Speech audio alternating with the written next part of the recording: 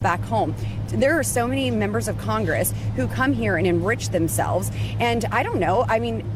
just throwing this out there, we have a Republican member of Congress who is resigning after the 5-year mark of serving here in Congress. But it's also when we're forcing legislation to ban stock trading. So I don't know if those coincide at all, but it's something that makes you wonder. Do you share any of the concerns raised by Congresswoman Mace or Marjorie Taylor Greene about the way the Speaker himself has been conducting this business here? I think leadership as a whole and the structure of this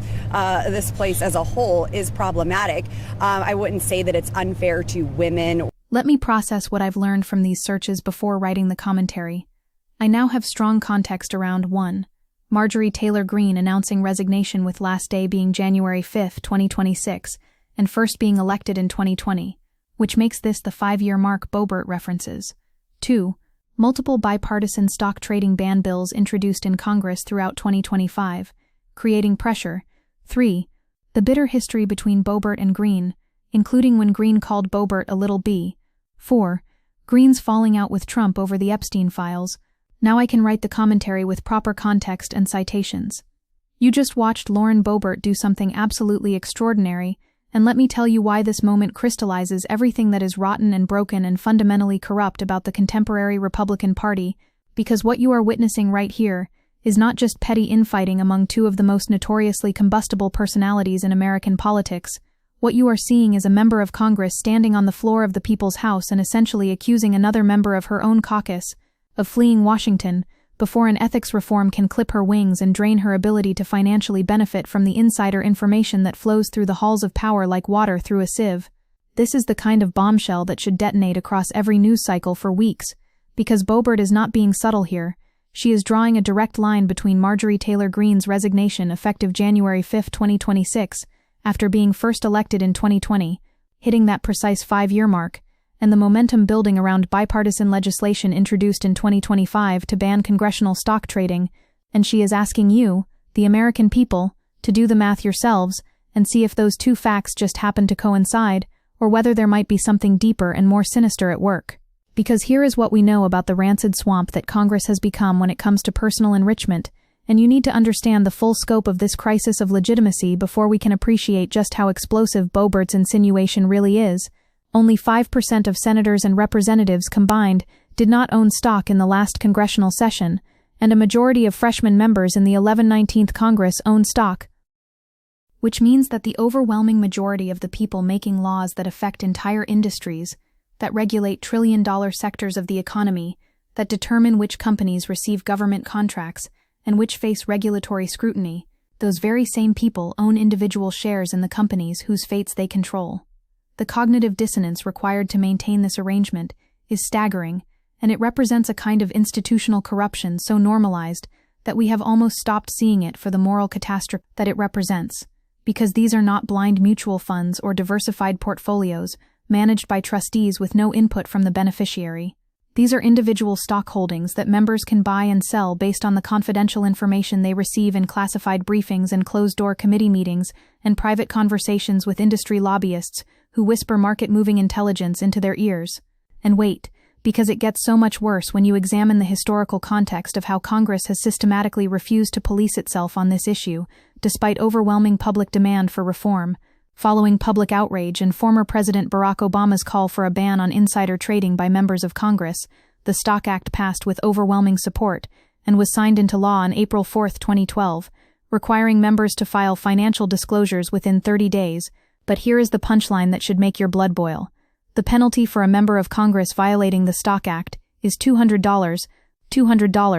the cost of a nice dinner, a rounding error in the multi-million-dollar portfolios these representatives are managing, which means that the enforcement mechanism is essentially a joke, and no member of Congress has ever been prosecuted for insider trading under the Stock Act. Not one, not ever, despite countless documented instances of suspicious trading patterns that would land any ordinary American in federal prison faster than you can say securities fraud. So when Lauren Boebert stands up in that chamber and drops this grenade about a Republican member hitting the 5-year mark and resigning right as Congress is moving to ban stock trading, when she says those two things might coincide, and it's something that makes you wonder, She is engaging in the kind of coded political speech that everyone in that room understands perfectly, because the bipartisan momentum behind stock trading reform has been building to a crescendo throughout 2025 in ways that should terrify anyone who has been treating their congressional seat like a license to print money. In September 2025, a diverse and bipartisan coalition including Representatives Alexandria Ocasio-Cortez, Chip Roy, Pramila Jayapal, and Tim Burchett introduced the Restore Trust in Congress Act, marking the first time members who previously championed competing proposals united behind a single, comprehensive bill. And this is not some fringe legislation destined to die in committee. House Speaker Mike Johnson, who doesn't own any individual stock, supports a ban. House Minority Leader Hakeem Jeffries has endorsed recent legislation, and President Trump has also backed the idea, which means that for perhaps the first time in modern American history, there is genuine institutional pressure from leadership in both parties to actually pass meaningful reform. And the details of what these bills would require should help you understand why someone heavily invested in individual stocks might suddenly discover a burning desire to spend more time with family and pursue opportunities outside of public service because the legislation would require lawmakers to sell all individual stocks within 180 days, and newly elected members of Congress would have to divest of individual stock holdings before being sworn in, which represents an existential threat to the entire business model that has enriched so many members of Congress for so many decades. This is not a disclosure requirement, or a reporting mandate, or another toothless reform that sounds good in press releases, but changes nothing in practice. This is a complete prohibition on the activity itself, a recognition that only 2 in 10 Americans trust the government to do what is right for them, and they are constantly seeing their elected officials selling them out to the highest bidder, and that the only way to restore even a shred of public confidence is to eliminate the conflict of interest entirely, rather than trying to manage it through transparency. But here is where this story becomes absolutely delicious in its irony, and you need to savor this, because the universe has a wicked sense of humor. The person Boebert is almost certainly talking about, Marjorie Taylor Greene, who announced her resignation with her last day being January 5, 2026, following weeks of clashing with President Donald Trump, and the exquisite schadenfreude of watching these two MAGA firebrands, who have spent years as allies in the most extreme wing of the Republican conference, now watching Boebert potentially expose Greene's exit strategy, is the kind of poetic justice that gives you faith that occasionally the arc of history does bend in entertaining directions. Because these two have history that goes beyond mere political disagreement. Greene called Boebert a little beady on the House floor and accused Boebert of having copied articles of impeachment she filed against Biden, and Boebert supported Greene's removal from the Freedom Caucus. So there is personal animosity baked into this relationship that makes you wonder whether Boebert's comments on the floor carry an extra edge of vindictive pleasure at watching her former ally squirm. And we should pause here to examine what Greene's resignation actually represents beyond the personal drama, because Greene said if she is cast aside by MAGA Inc. and replaced by neocons, big pharma, big tech, military-industrial war complex, foreign leaders, and the elite donor class, then many common Americans have been cast aside and replaced as well, which is this extraordinary moment of populist rhetoric from someone who may very well be leaving Congress specifically to preserve her ability to maintain the kind of financial investments that epitomize the elite donor class she claims to oppose. The contradiction is so stark it practically glows in the dark, and yet this is entirely consistent with the broader pattern of right-wing populism in America, which has always been more about aesthetic performance and cultural signifiers than about actually challenging the systems of power and capital accumulation that determine who gets wealthy and who gets exploited in our rigged economic system. Now let me be absolutely clear about what is happening structurally in this moment, because while the MAGA on MAGA bloodsport is entertaining, and while there is satisfaction in watching these particular personalities tear each other apart, we cannot lose sight of the deeper institutional rot that this episode reveals about Congress as an institution, and about how members from both parties have created a system that allows them to become millionaires many times over, while the people they represent struggle to afford health care and housing and childcare. According to a 2024 report on available data, 46 members of Congress, amongst those who trade, outperformed the S&P 500 last year, which should immediately set off every alarm bell in your head, because the S&P 500 represents the average performance of 500 of the largest companies in America, and professional fund managers with entire teams of analysts and sophisticated algorithms struggle to consistently beat that benchmark. Yet somehow dozens of members of Congress who are supposedly spending their time legislating and attending committee hearings and meeting with constituents are managing to outperform the market with their personal trading. Either we are dealing with the greatest concentration of investment genius in human history, accidentally gathered in the Capitol building, or these members are trading on information that the rest of us do not have access to, information that flows from their positions of power and their access to classified briefings and their conversations with corporate executives seeking favorable legislation. During the onset of COVID-19, dozens of members of Congress from both sides of the aisle made stock transactions totaling over $150 million,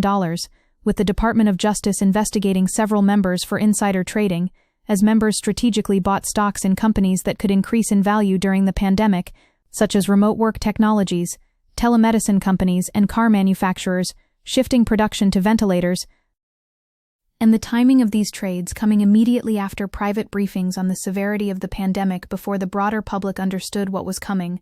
represents one of the most morally repugnant examples of elite self-dealing in modern American political history, because these are the people who were supposed to be protecting us, who were supposed to be sounding the alarm and mobilizing resources and preparing the nation for catastrophe, and instead some of them were calculating how to position their portfolios to profit from the coming death and economic devastation. And this brings us back to Boebert's insinuation on the floor, and why it matters so profoundly that she is willing to say out loud what everyone in Washington already knows but refuses to acknowledge publicly, which is that the 5-year mark combined with imminent ethics reform creates a perfect storm of incentives for anyone who wants to preserve their ability to trade on insider information to get out before the door slams shut. Because once you serve 5 years in Congress, you become vested in the congressional pension system, and you qualify for lifetime health insurance, and you can credibly claim that you served your constituents and fulfilled your duty while also conveniently timing your exit to avoid having to divest your portfolio or place your assets in a blind trust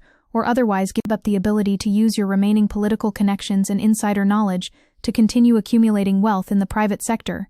It is the rational choice for someone whose primary motivation has always been personal enrichment rather than public service, and Boebert is essentially calling that out for everyone to see, even as she wraps it in the polite language of "I don't know if those coincide at all," and it's something that makes you wonder. But we need to zoom out even further, because this is not ultimately about Marjorie Taylor Greene or Lauren Boebert or any individual member of Congress. This is about a system that has been constructed over decades to serve the interests of capital, and to ensure that the people making the rules are the ones who benefit most from those rules. And stock trading by members of Congress is just one particularly egregious example of a much larger pattern of corruption that extends to campaign finance and lobbying, and the revolving door between government and industry, and the entire architecture of legalized bribery that defines American politics in the 21st century. We are governing in a moment when public trust is at historical lows, with only 2 in 10 Americans trusting the government to do what is right for them, and constantly seeing their elected officials selling them out to the highest bidder. And this crisis of legitimacy is not some abstract problem that can be solved with better messaging or more charismatic candidates. It is the direct result of material conditions where people can see with their own eyes that Congress works for the wealthy and connected, while ordinary Americans are left to fend for themselves. And here is what should radicalize you about this entire situation. The American people overwhelmingly support banning stock trading by members of Congress, with 86% saying they back the measure, including 88% of Democrats, 87% of Republicans, and 81% of independents, which means this is one of the few issues in contemporary American politics where there is genuine consensus across the entire ideological spectrum, where rural conservatives and urban progressives and suburban moderates all agree that this practice is corrupt and should be eliminated, and yet for years and years Congress refused to act on that overwhelming Democratic mandate, because the people who would have to pass the legislation are the exact same people who benefit from the current system. This is not democracy. This is oligarchy. This is a self-perpetuating ruling class that writes the rules to benefit themselves and their donors, and then has the audacity to lecture the rest of us about personal responsibility and pulling ourselves up by our bootstraps while they insider trade their way to multi-million-dollar fortunes. So when you watch that clip of Boebert dropping hints about a Republican member fleeing before the stock ban can catch them, when you see the barely concealed suggestion that someone is timing their exit to preserve their ability to profit from public service, you should feel white-hot rage at the entire corrupt system that makes this behavior possible and profitable and almost consequence-free, because despite renewed calls for reform, Congress has resisted imposing restrictions on itself, with officials claiming the failure to reform is likely due to the fact that any past reform would be to each elected congressman's personal detriment, and despite holding a majority in both the House and the Senate from 2020-2022,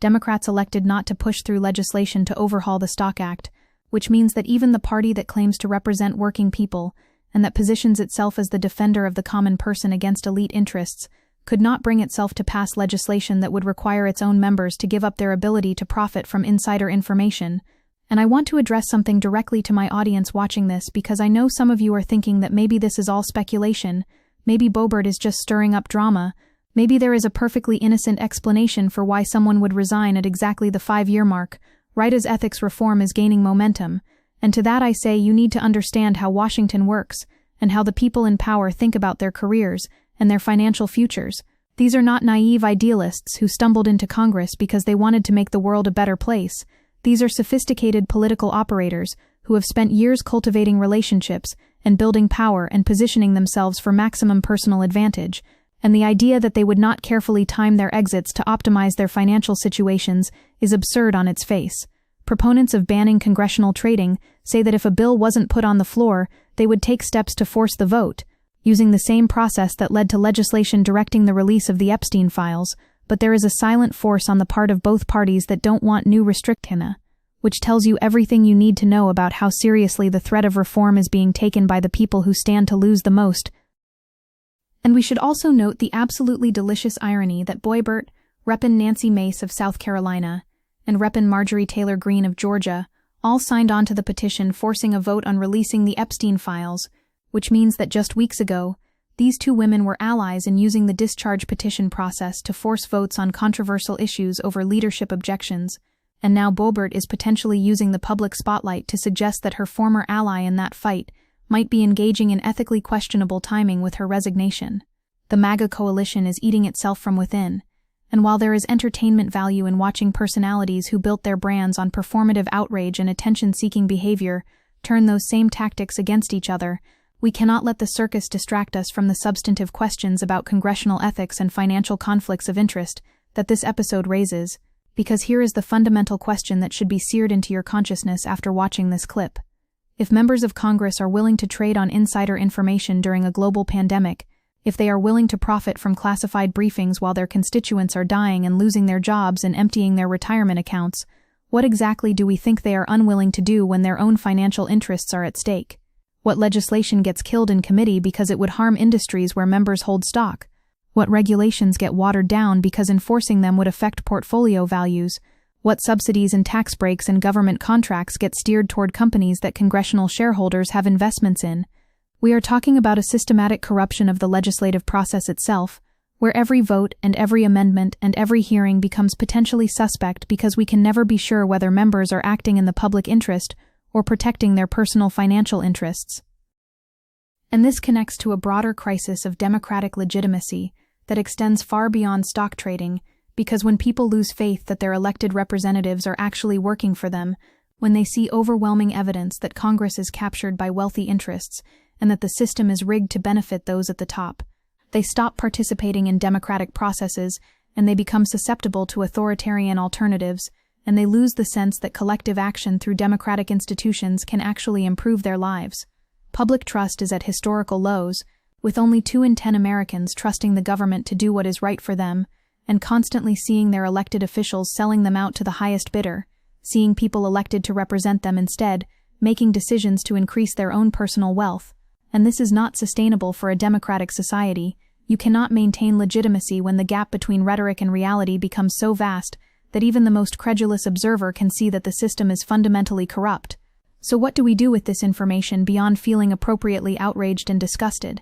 We demand that these stock trading ban bills actually get votes and actually pass both chambers and actually get signed into law with real enforcement mechanisms and real penalties for violations that are severe enough to actually deter the behavior rather than treating it as a cost of doing business. House Speaker Mike Johnson supports a ban but hasn't committed to a vote yet, though Pennsylvania Republican Brian Fitzpatrick says he's confident this time there is momentum and this will get a vote, trust me. And we need to hold Johnson and every other member of leadership accountable for actually bringing this legislation to the floor and forcing every single member to vote on the record so that we know exactly who stands with the American people and who stands with their own portfolio. And we need to recognize that this fight over stock trading is connected to every other fight for economic justice and democratic accountability, because they are all manifestations of the same underlying problem, which is that we have allowed capital to capture our political system so completely that the government no longer functions as a check on concentrated wealth and power, but instead as a mechanism for facilitating upward redistribution and entrenching the advantages of those who already have the most. The billionaires are not just winning, they are writing the rules of the game, and members of Congress are their eager partners in this project, using their positions to enrich themselves while throwing occasional scraps to their constituents and wrapping it all in the flag and talking about freedom and opportunity while they insider trade their way to fortune. But here is what gives me hope, even in the face of such comprehensive institutional corruption, which is that when Lauren Boebert stands on the floor and points out the suspicious timing of a resignation, when members from across the ideological spectrum unite behind legislation to ban stock trading, when the American people in overwhelming numbers reject this corruption and demand reform, we are seeing the possibility of genuine change, fragile and uncertain and constantly threatened by the forces that benefit from the status quo, but real nonetheless. For the first time, members who previously championed competing proposals have united behind a single comprehensive bill, marking an unprecedented step forward in the fight for congressional accountability. And while we should remain appropriately skeptical about whether this reform will actually pass, and whether it will have real teeth if it does, the fact that it is even being seriously debated represents a victory for everyone who has been demanding that Congress serve the public rather than serving themselves. This is what political struggle looks like in practice. Not inspiring speeches and stirring movements, but grinding incremental battles over technical legislative details that can either preserve the corrupt status quo or genuinely constrain the ability of the powerful to abuse their positions for personal gain. Every single person watching this needs to call their representatives and senators and demand that they support the stock trading ban, and demand a floor vote and make it absolutely clear that this is not some insider Washington issue that only political junkies care about, but rather a fundamental question about whether we have a government of, by and for the people, or whether we have legalized oligarchy, where the people making the rules are the ones who profit most from breaking them. And to Marjorie Taylor Greene, if she is indeed the Republican member Boebert was referencing, if she is timing her exit to avoid the stock trading ban, if she is cashing out at the 5-year mark to preserve her ability to profit from insider access, then I say this directly, your resignation will be remembered, not as a brave stand for principle,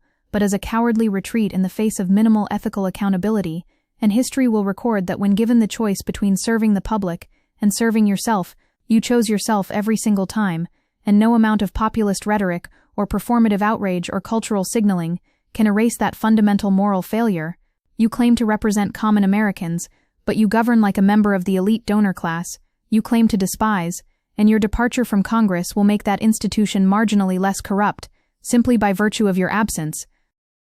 This moment that Boebert has created, intentionally or otherwise, is a gift to everyone who cares about congressional accountability and democratic legitimacy, because it forces into public view the kind of corrupt timing and exit strategies that usually happen quietly behind closed doors, and it gives us an opportunity to demand explanations and accountability and real reform. Do not let this moment pass without action. Do not let the spectacle of MAGA infighting distract you from the substantive questions about how members of Congress use their positions to enrich themselves. And do not accept anything less than comprehensive reform that completely bans stock trading by members and their families with severe penalties for violations and robust enforcement mechanisms. The time for toothless reform and symbolic gestures has long passed. What we need now is fundamental restructuring of the incentive systems that govern congressional behavior, and we need to be willing to fight for it with the same ferocity that members of Congress fight to protect their ability to insider trade. Because at the end of the day, this is about whether we believe in democracy or whether we believe in oligarchy disguised as democracy, whether we think elected representatives should work for their constituents or work for themselves, whether we want a government that serves the many or a government that serves the few. If MAGA Inc. casts Greene aside and replaces her with neocons, big pharma, big tech, military-industrial war complex, foreign leaders, and the elite donor class, then many common Americans have been cast aside and replaced as well. And while I reject almost everything about Greene's politics and find her tenure in Congress to have been destructive and demagogic, that particular rhetorical flourish actually contains a kernel of uncomfortable truth, which is that when our political system serves elite interests rather than popular interests, when the wealthy and connected write the rules to benefit themselves, ordinary people are indeed left behind, and the populist rage that fuels movements like MAGA is a rational response to that material reality, even if it gets channeled in reactionary and ultimately self-defeating directions. So let us take this moment and use it to build momentum for real reform. Let us take Boebert's insinuation and turn it into a rallying cry for comprehensive stock trading bans. Let us take the overwhelming public support for this issue and translate it into actual legislative victories. And let us remember that every small victory against corruption and every incremental constraint on the ability of the powerful to abuse their positions represents progress toward the kind of democracy we claim to believe in, but have yet to actually build. The fight continues, the struggle persists, and moments like this remind us that even in the darkest times, even when institutional corruption seems overwhelming and comprehensive and permanent, there are still opportunities for exposure and accountability and change, and it is our responsibility to seize those opportunities and turn them into material improvements in how our democracy actually functions. This is what hope looks like in practice. Not naive optimism, but hard-eyed determination to hold power accountable one fight at a time. And if we can win on stock trading, then we can win on campaign finance, and if we can win on healthcare,